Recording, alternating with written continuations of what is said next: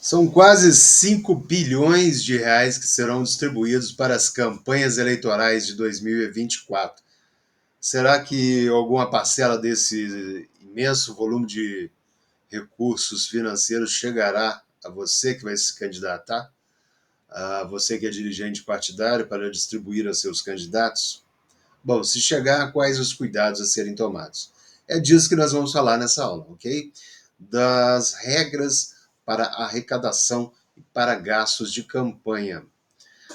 Muito bem, serão, eu direi sobre essas regras básicas nessa aula. Não há como esgotar o tema e eu prometo em aulas futuras que serão postadas às segundas-feiras, né? Nas aulas são postadas às segundas-feiras ou podem ser postadas eventualmente em outro momento, falar novamente dessas questões em maiores detalhes. Ok? Então vamos começar pela arrecadação, pelas normas de arrecadação de campanha eleitoral. Primeiro, falemos dos requisitos para arrecadar. Os candidatos devem providenciar o que, afinal de contas, para receber recursos do fundão eleitoral ou recursos de outras fontes listas, e eu vou falar quais são essas fontes listas. Anote aí, primeiro, ele deve ter requerido seu registro de candidatura. Eu digo, deve ter entrado com um pedido de registro de candidatura. Ele não precisa esperar que o registro seja aceito, seja definido pela Justiça Eleitoral. Segundo requisito, o candidato deve ter obtido o seu CNPJ de campanha. O CNPJ é emitido pela Receita Federal automaticamente, após o registro de candidatura. Né? Ele não precisa ir lá nessa Receita para obter esse CNPJ, não. Tá? Terceiro requisito, obtido o CNPJ, o candidato deve abrir, ou o partido deve abrir, conta bancária específica para movimentação de campanha, ainda que decidam concorrer sem gastar nenhum centavo, que é muito raro. A conta bancária deve ser aberta no prazo de 10 dias contados da emissão do CNPJ e os bancos têm até 3 dias, obrigatoriamente, para abrir as contas. Claro, se a quantidade de candidatos for muito grande, talvez não seja possível operacionalizar a abertura de tantas contas. E o quarto requisito é a emissão de recibos eleitorais. Esse requisito ele não é obrigatório para todas as formas de arrecadação. Melhor dizendo, ele não é exigido para a arrecadação de recursos financeiros por conta bancária, mas é necessária a emissão de recibo eleitoral para recursos financeiros que entram através da internet e para recursos estimáveis em dinheiro.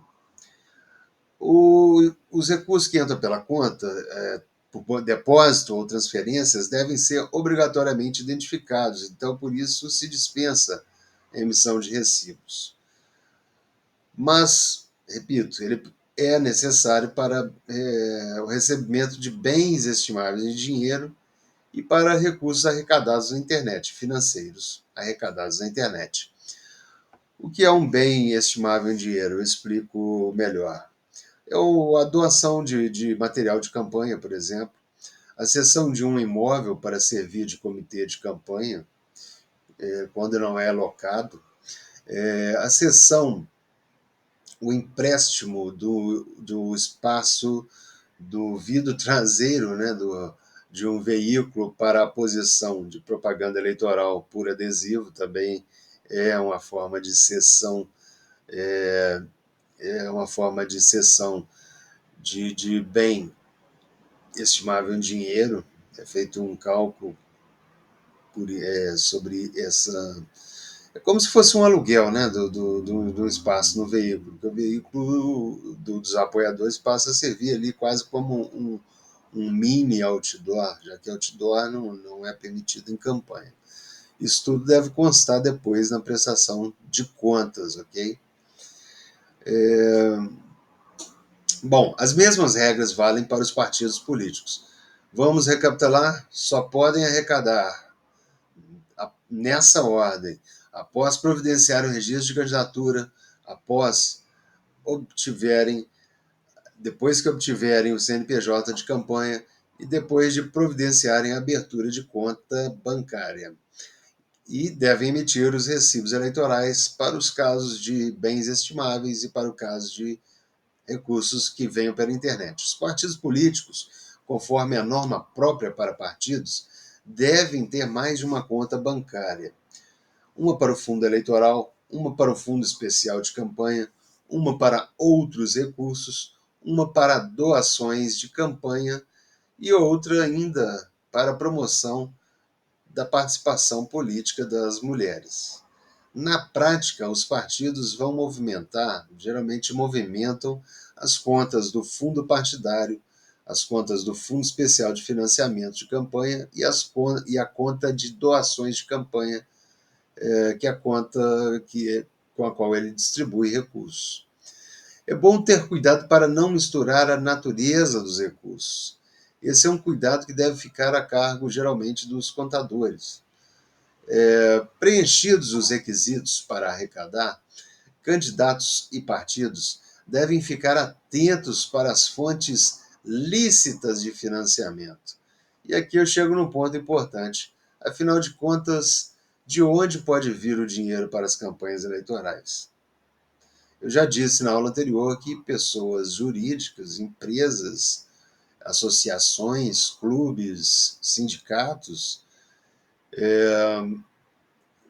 não podem financiar campanhas eleitorais. Nenhuma pessoa jurídica pode financiar campanha eleitoral. Então, quem pode? Primeiro, o próprio candidato pode se financiar.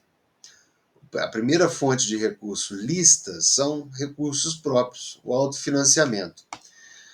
Segunda fonte, doações financeiras ou estimáveis de pessoas físicas. Lembrando que as pessoas físicas podem doar até 10% de seu rendimento bruto auferido no ano anterior às eleições. E aqui nós estamos falando do ano para essas eleições de 2024. 10% de seus rendimentos brutos recebidos no ano de 2023, ok? Terceira fonte lista são doações de partidos e de outros candidatos. Isso é muito comum, tá? Quarta fonte, comercialização de bens ou serviços ou promoção de eventos de arrecadação realizados diretamente pelo candidato ou pela candidata ou pelo candidato ou pelo partido político. Né? O candidato ou partido, juntando todos os seus candidatos ali, podem promover eventos com seus apoiadores, com pessoas ligadas ao partido, filiados, e nesse evento arrecadar recursos, ok? Os recursos, obviamente, depois vão para a conta bancária. E é importante que esses eventos eles sejam comunicados à Justiça Eleitoral previamente, ok?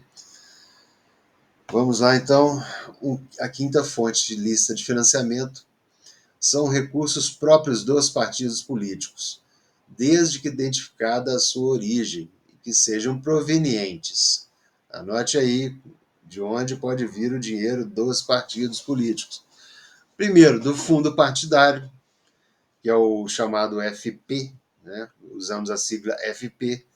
Segundo, o mais importante, do Fundo Especial de Financiamento de Campanha, o FEFC, né? O recurso não chega diretamente às mãos do candidato, ele passa pelo partido político, né? O fundão eleitoral passa pelos partidos políticos.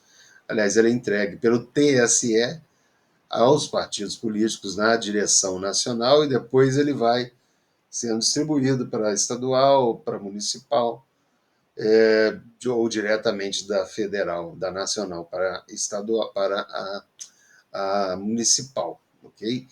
O objetivo, claro, nas eleições municipais é que esse dinheiro chegue aos diretórios municipais. Nós sabemos que nem todos os municípios, nem todos os diretórios municipais vão ser contemplados, ok? E aqui entra aquela regra que eu já falei na aula sobre filiação partidária, que é a regra da autonomia dos partidos políticos. Os partidos políticos têm seus estatutos e têm suas regras também de financiamento. Algumas regras são de observação obrigatória, são de observação legal, por exemplo, o percentual mínimo que se deve empregar nas candidaturas femininas e nas candidaturas de candidatos e candidatas negras. Qual é o percentual? É o percentual equivalente ao número desses candidatos. Esse é um percentual obrigatório. Agora, não há uma norma que obrigue a distribuir recursos do fundo partidário igualmente a todos os outros candidatos, que não sejam mulheres, que não sejam negros. Normalmente, as candidaturas mais viáveis recebem mais recursos, na verdade. Essa é a prática que temos observado. Muito bem, eu falei que os partidos políticos podem ser financiados pelo fundo partidário e pelo Fundo Especial de Financiamento de Campanha. Quando for distribuir esses recursos, é preciso que esteja identificado de onde veio o recurso, ok? E principalmente o fundo especial, os recursos do Fundo Especial de Financiamento de Campanha, né? A parcela daqueles 5 bilhões aproximadamente de que eu falei, um pouco menos do que isso, na verdade. E aqui eu preciso me demorar um pouco mais, porque o Fundo Especial de Financiamento de Campanha, ele inspira maiores cuidados. Na minha opinião, por quê? Na minha opinião, e acho que é uma observação que todos os estudiosos do direito eleitoral fazem. É um volume alto de recursos totais destinados às campanhas pelo FEFC. E esse grande volume, essa grande quantidade de dinheiro, essa fortuna, tem gerado uma certa insatisfação, uma certa vigilância também da sociedade. Logo, o mau uso desses recursos vai causar indignação. E cá para nós, empregar mal recursos do fundão eleitoral, do Fundo Especial de Financiamento de Campanha, é a receita certa para perder votos. Então, atentem para os seguintes cuidados relacionados ao fundo eleitoral. Abra uma conta separada para o FEFC. Deixe muito bem identificado no extrato bancário o CNPJ do fornecedor que for pago com o fundo eleitoral. Aquele dono da gráfica que você vai pagar é o prestador de serviços, né? O marqueteiro, se for contratar um marqueteiro, alguém que vai cuidar das suas redes sociais, o social media, né? Que vai cuidar das suas redes sociais, os gastos com gasolina para as carreatas, tudo isso, toda a saída também deve ter o CNPJ do destinatário, né? Do fornecedor da campanha. Peça nota fiscal ou assine um contrato de prestação de serviços obrigatoriamente. No final da campanha, havendo sobra do fundo, faça a devida devolução ao Tesouro Nacional. Repito, ao Tesouro Nacional, não ao partido político, ok? Uma outra questão importantíssima a respeito do fundo eleitoral, e eu vou enfatizar, é a distribuição, né? Mulheres e negros têm sua cota proporcional garantida. A distribuição do Fundo Especial de Financiamento de Campanha para as mulheres e para os homens e mulheres negras deve ser proporcional ao número de candidatos nessa qualidade. Se são 30% de candidaturas femininas, 30% de toda a quantia do fundo eleitoral recebida pelo partido deve ser distribuída às mulheres. Se 40% dos candidatos são negros, 40% da arrecadação do fundo eleitoral deve ser destinada as candidaturas de negros e negras. A mulher negra, especificamente, deve ser beneficiada por sua cota como mulher e por sua cota como negra. Vamos continuar a falar sobre as fontes, passando agora do FEFC, das fontes que podem chegar aos partidos políticos e dos partidos políticos serem distribuídas aos candidatos. A terceira delas, a primeira eu falei, fundo partidário, a segunda, fundo especial de financiamento de campanha. A terceira são doações de pessoas físicas efetuadas aos partidos políticos, também no limite de até 10% dos rendimentos brutos, ok?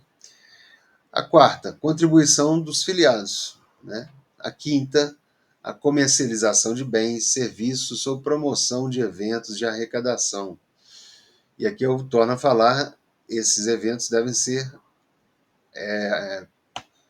comunicados à Justiça Eleitoral no prazo mínimo de 5 dias. Antes eu não tinha falado do prazo, agora eu já estou falando aqui 5 dias. Mais uma fonte de recursos para os partidos políticos. Rendimentos decorrentes da locação de bens próprios ou de bens próprios dos partidos políticos. Muito bem, então, passando aí da fonte partido políticos para as candidaturas, vamos a mais uma fonte lícita de financiamento de campanha, que são mesmo os rendimentos gerados pela aplicação de suas disponibilidades, né? A conta bancária dos partidos candidatos, ela pode ser aberta e pode ter vinculado a ela uma aplicação financeira, né? Como o CDB. E o lucro obtido desse investimento, ele pode ser reintroduzido na campanha eleitoral. Bom, essas são as fontes lícitas de financiamento de campanha, mas é preciso atentar ao mesmo tempo para as fontes expressamente vedadas, as fontes expressamente proibidas. E quais são elas? Primeiro, eu já falei, mais de uma vez, são a pessoa jurídica, seja ela privada ou pública. Na prática, estamos falando do financiamento empresarial, mas não só. Falamos também de sindicatos, falamos de associações com ou sem fins lucrativos. Falamos de ONGs, de ONGs, falamos de microempresários individuais, os MEI, né? O MEI tem um CNPJ. Falamos de. E atenção, o MEI como a pessoa que é titular de uma microempresa individual, aliás, que é um microempresário individual, ela é uma pessoa física e uma pessoa jurídica. Ela, como pessoa física, sim, pode doar. Como pessoa jurídica, não. Bom, nós falamos também, aqui é muito importante esse cuidado, falamos de igrejas, ok? Já houve casos de candidatos que tiveram seus mandatos cassados porque usaram o aparato de um evento religioso, para fazer campanha, né? E se considerou que houve ali uma doação indireta da igreja para o candidato, constituindo abuso de poder econômico, ok? Falamos também de entidades esportivas, de clubes de futebol, por exemplo. É óbvio, falamos de empresas públicas, falamos de órgãos públicos, falamos de fundações públicas, outra fonte proibidíssima, né, de financiamento de campanha. Falamos, ou melhor, já esgotamos aqui o tema da pessoa jurídica, que não pode doar para a campanha eleitoral.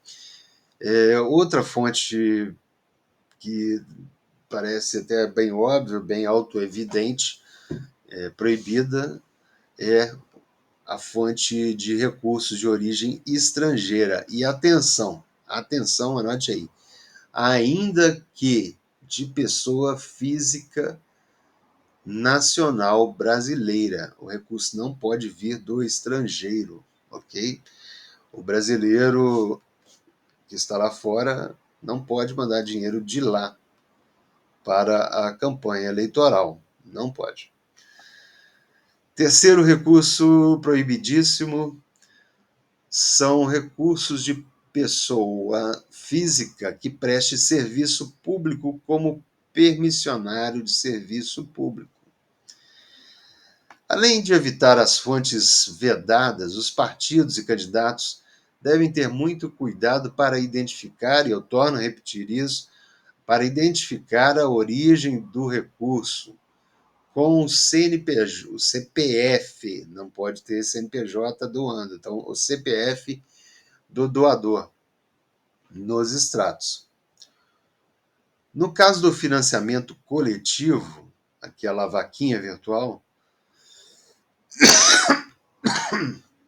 me desculpe aqui a tosse, a operadora do financiamento virtual, do financiamento coletivo, do crowdfunding, da vaquinha virtual, deve captar o CPF de cada doador e informar ele muito claramente. Tá? E essa lista de todos os doadores deve vir na prestação de contas. Uso de recurso não identificado sem o CPF, assim como o recurso de fonte vedada, vão levar à desaprovação das contas e podem eventualmente constituir abuso de poder econômico, que, como nós já vimos, leva à cassação de registro, leva à cassação de diploma, caso o candidato seja eleito e já tenha sido diplomado, e leva à cassação do mandato eletivo, caso o candidato tenha sido eleito, diplomado e empossado na Câmara Municipal ou na Prefeitura. Tá? Para terminar o tema da arrecadação de campanha, eu preciso falar da data limite para arrecadar. Partidos e candidatos podem arrecadar até o dia das eleições, ok? Até o dia das eleições, com uma exceção apenas. Caso tenham contratos firmados antes das eleições, mas ainda não quitados, é permitida excepcionalmente a arrecadação. Mas essa arrecadação, depois da data das eleições, não pode ser feita para gastos contraídos após a data das eleições, ok? Esses gastos já devem ter sido contratados. Muito bem, vamos passar agora para os gastos de campanha. Primeiro, vamos ao limite de gastos. Isso é uma das primeiras informações que todos querem saber, né, sobre os gastos de campanha eleitoral. A Lei 9.504 de 1997, conhecida como Lei das Eleições, nos diz que o limite de gastos será definido por lei e não por normativo da Justiça Eleitoral para cada eleição e divulgado pelo TSE. Especificamente para as eleições municipais desse ano, aliás, desculpe, especificamente para as eleições municipais de forma geral, não só desse ano, a Lei das Eleições coloca como parâmetro o limite de gastos para prefeito e para vereador observado nas eleições de 2016, claro que atualizado monetariamente. Atualizado por que índice? Pelo IPCA, o Índice de Preço ao Consumidor.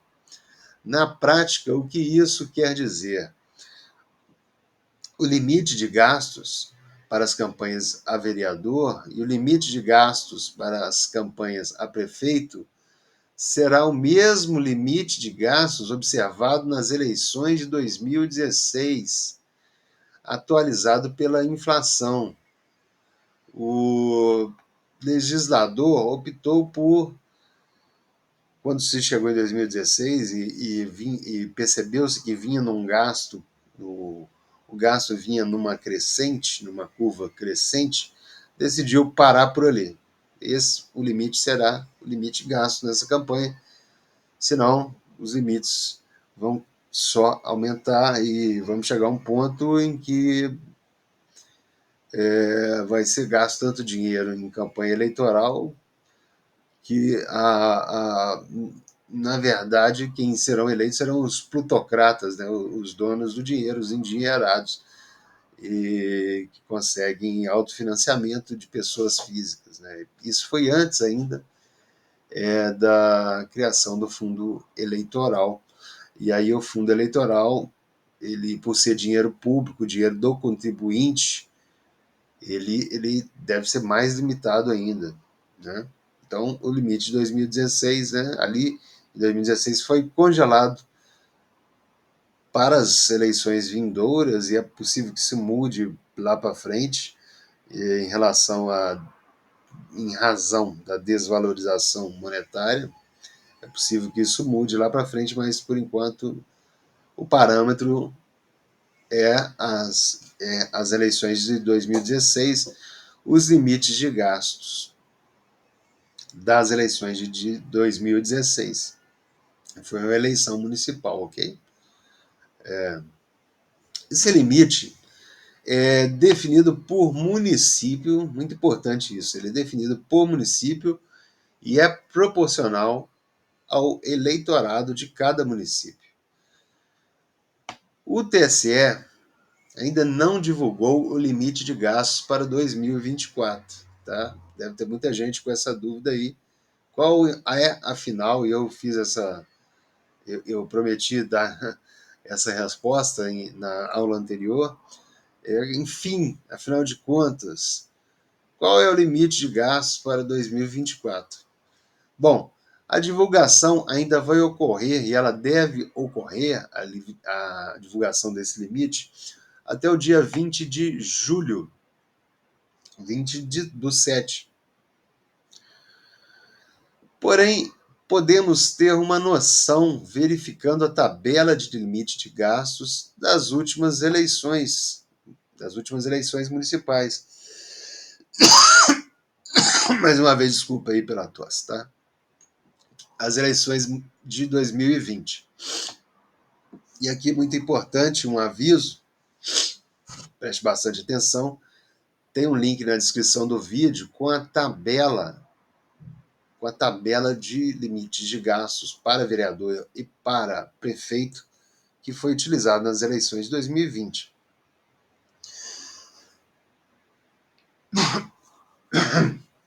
Se você quiser aplicar, né, o IPCA sobre essa tabela, você vai obter o limite de gastos aproximado. Né? Nós precisamos, não vai ser um limite oficial. Agora, então, sempre surge essa dúvida, né? Mas afinal de contas, em número absoluto, né? Em percentual, qual é, enfim, esse limite? Né? Então, eu vou dar um exemplo, começando por uma cidade, por uma metrópole, pela maior cidade do país, né? A cidade de São Paulo. Nela, o limite de gastos no primeiro turno de 2020 da campanha para prefeito foi de 45 milhões e 400 mil reais aproximadamente. E na campanha para vereador foi de 3 milhões e 200 mil reais. Agora peguemos um município de porte médio, de mais ou menos 400 mil eleitores, a cidade de Juiz de Fora, por exemplo. Em 2020, o limite para a campanha de prefeito no primeiro turno foi de 3 milhões e 200 mil. E para vereador, foi de 253 mil reais. Mas se vocês observarem a tabela do limite de gasto de 2020, vocês vão ver que a maioria esmagadora dos municípios que são de pequeno porte, desse grande latifúndio de 5.000 municípios no Brasil, são de pequeno porte e são de pequeno eleitorado. E tiveram como limite de gastos para prefeito fixado, tiveram o limite de gastos para a campanha de prefeito fixado em R$ 108 mil. E para a campanha de vereador, o limite foi fixado em R$ 10 mil. Mais uma coisa sobre limite de gastos. Eu devo destacar que há limites também para alguns gastos específicos dentro do limite geral de gastos global. Quais são eles? Alimentação de pessoal não pode passar de 10% do gasto total de campanha. Porque se passar de 10%, na verdade, o que estaríamos tendo ali de forma oculta, de forma dissimulada, seria a compra de votos, não é verdade? Mais de 10%. 10% se considerou um valor razoável. O aluguel de veículos é 20% do gasto total com campanha apenas. E agora, por fim, eu quero destacar também que as despesas com advogado e contadores não estão restritas ao limite de gastos, né? Isso gerou uma certa polêmica, mas já está consolidado na lei. Se o candidato ou o partido já tiver gastado até o limite, mas ele ainda precise pagar advogado para resolver demandas suas na Justiça Eleitoral, ele pode gastar ainda mais, mas somente com despesas com advogados e contadores.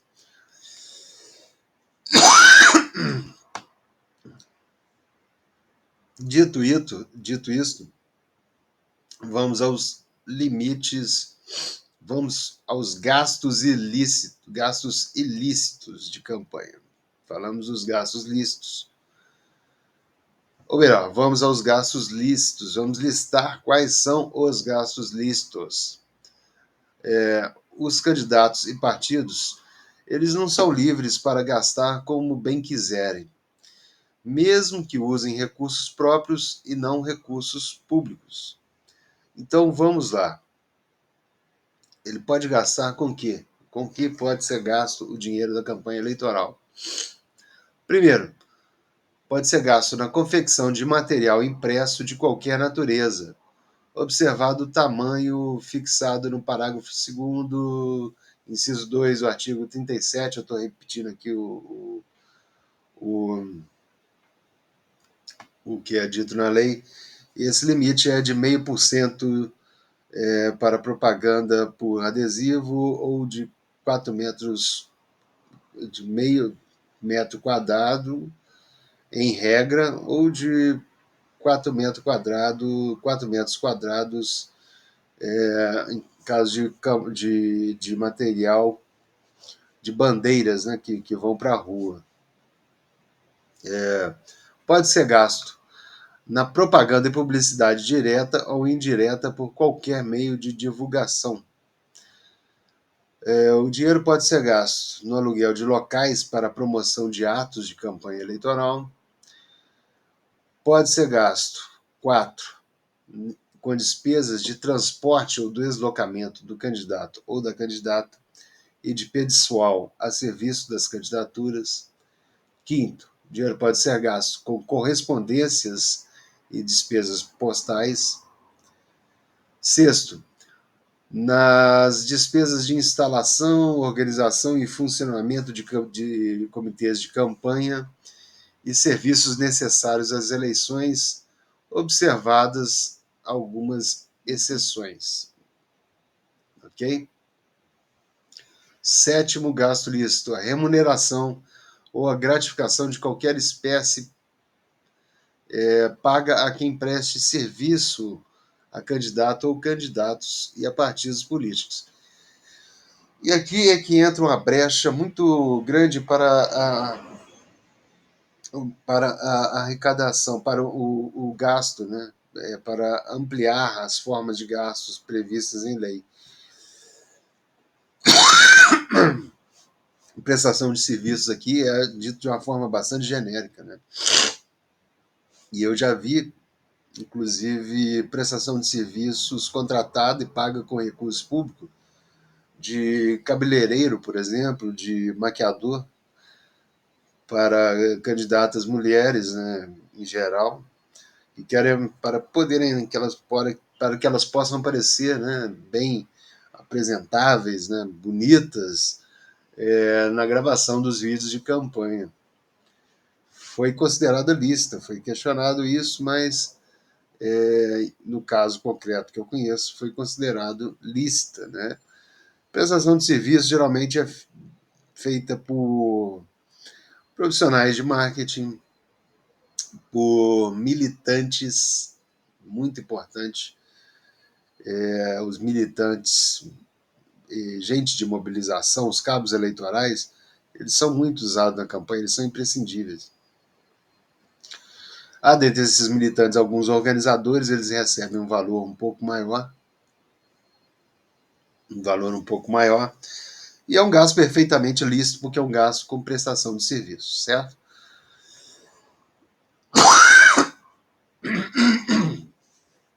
Oitava forma, oitava espécie de gasto lícito: montagem e operação de carros de som, de propaganda e assemelhados.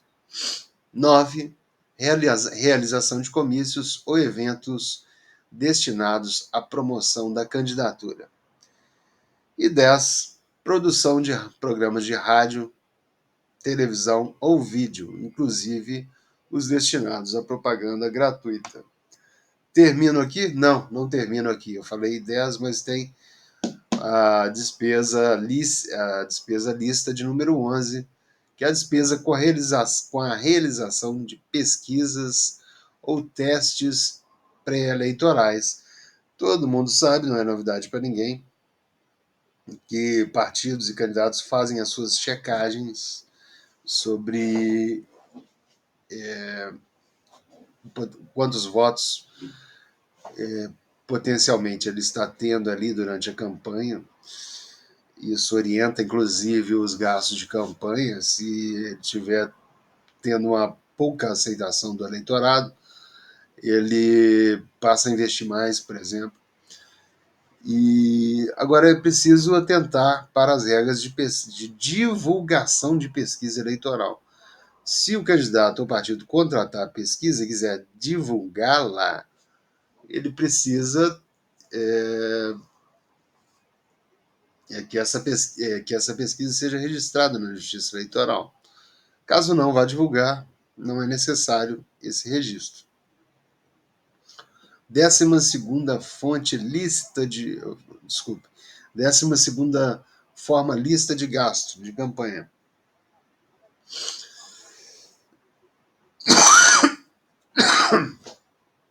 Custos com a criação e a inclusão de páginas na internet, ou com o impulsionamento de conteúdos contratados diretamente de provedor de aplicação de internet, com sede e foro no país, como nós já vimos sobre propaganda na internet. 13ª forma de gasto lícito: pagamento de multas aplicadas até as eleições, tá? Multas que forem aplicadas depois não podem ser utilizados a arrecadação de campanha para pagá-las, não. Mas as multas que forem aplicadas até as eleições, multa por propaganda eleitoral, por exemplo, aplicadas a candidatos ou partidos políticos,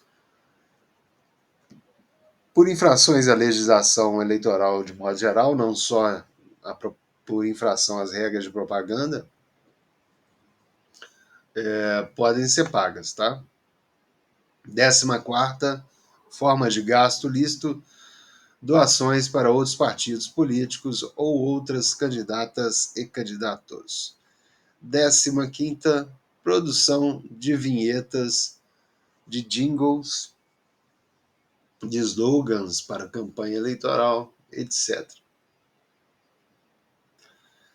As despesas podem ser contratadas até a data das eleições, embora possam ser quitadas depois. Mas atenção! Até a data da entrega da prestação de contas, devem estar quitadas ou pagas todas as despesas contratadas.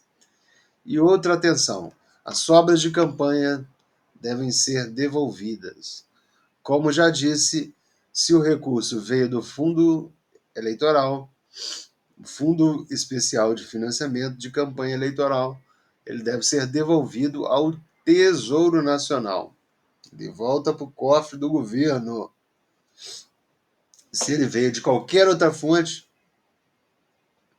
mesmo que seja autofinanciamento do candidato, ele deve ser devolvido ao partido político, tá?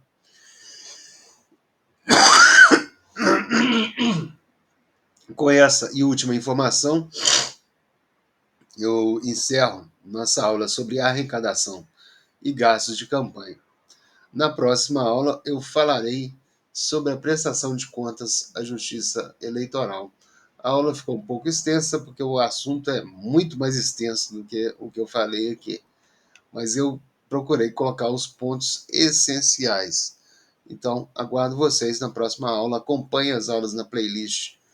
Se possível, quem chegar a esse vídeo primeiro, sem ter passado por outros, eu peço que se inscreva no canal, que leia as descrições dos vídeos, vão muitos links ali, muito importantes para aprofundamento da matéria. Peço que ativem o sinal de notificação e peço que compartilhem o vídeo, né? Vamos espalhar informação segura sobre as eleições de 2024. Agradeço mais uma vez, muito obrigado. Vamos terminar por aqui.